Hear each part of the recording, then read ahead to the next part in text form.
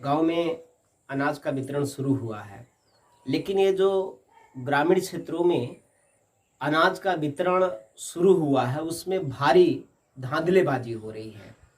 एक तो लोग परेशान हैं कोरोना महामारी से, लोग परेशान हैं अपनी परेशानियों से, अपनी मजबूरियों से।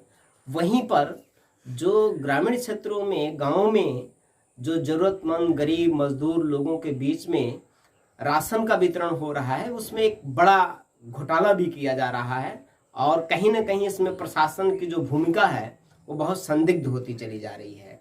जहाँ पे जो ज़रूरतमंद हैं, सरकार एक तरफ टीवी पे बोल रही है, अखबारों में बोल रही है कि हम प्रति यूनिट 5 किलो अनाज देंगे ग्रामीण क्षेत्र में जो गरीब मजदूर लोग हैं। राशन कार्ड में अगर 6 लोगों का नाम है, 6 यूनिट है, तो वहां पर स्थानीय जो दुकानदार हैं, जो प्रशासन की देखरेख में जो वितरण कर रहे हैं, वो 2 यूनिट किसी राशन कार्ड में, किसी राशन कार्ड में 1 यूनिट जरूर काट रहे हैं। 1 यूनिट तो निश्चित तौर पे काट ले रहे हैं। तो अगर 5 किलो राशन का घोटाला 1 यूनिट के साथ हो रहा, तो एक गांव में अगर 500 कार्ड धारक हैं तो वैसे में 5 कुंटल 6 कुंटल का घोटाला प्रति ग्राम सभा के अंदर अनाजों का भारी घोटाला हो रहा है।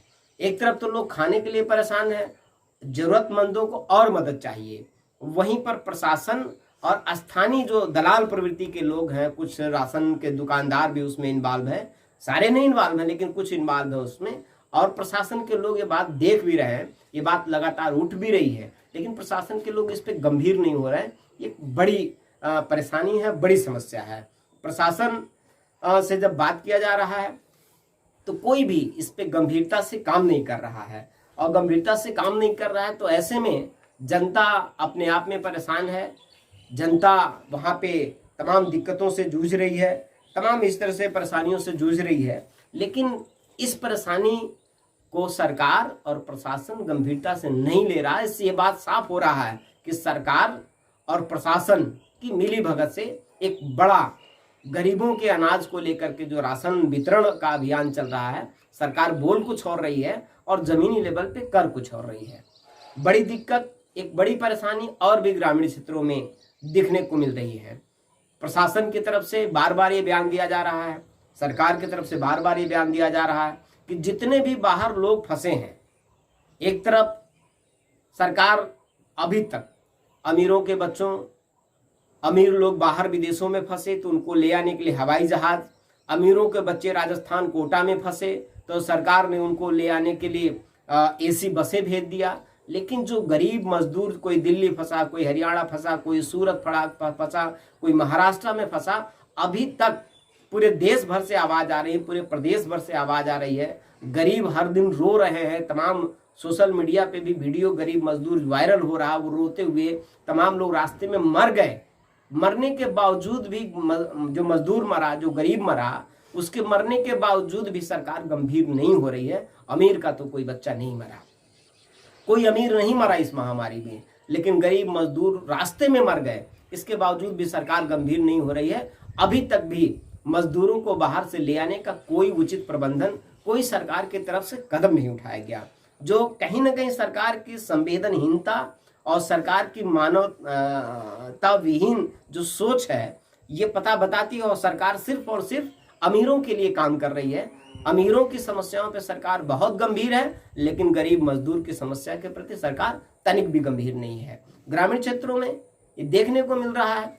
अब एक तरफ प्रशासन की तरफ से कुछ बयान जारी कर दिया गया कि हम ग्राम सभाओं में सूची बनवा रहे हैं, लेखपाल और सेक्रेटरी के माध्यम से, प्रधानों के माध्यम से। लेखपाल और सेक्रेटरी तो ग्रामीण क्षेत्र में गांव में जा ही नहीं रहे हैं। उन्होंने हर गांव में अपने दलाल, अपने एजेंट नियुक्त कर रखे हैं, और इनडायरेक्टली जो प्रधान है,